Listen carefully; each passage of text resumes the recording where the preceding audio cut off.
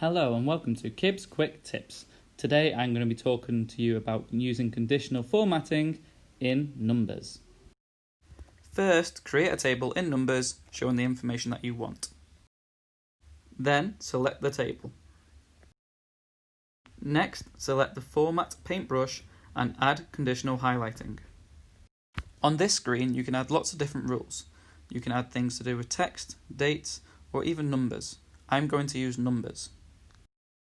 I select numbers and then equal to, because I'm going to want the box to change colour exactly when a certain number is entered into the box.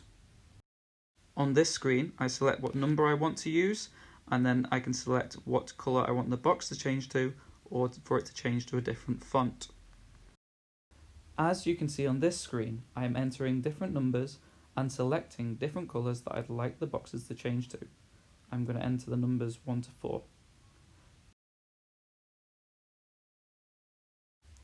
When I have entered all my numbers and formatted them so that they will change colours when they are entered into the table, I can start typing the numbers into my table over here. You can see that when I enter the different numbers, they change to the colour that I selected. This is very useful to help in making your teaching and learning very visual. Don't forget to check out these great educators on Twitter for more tips on using numbers and conditional formatting. Have fun with experimenting.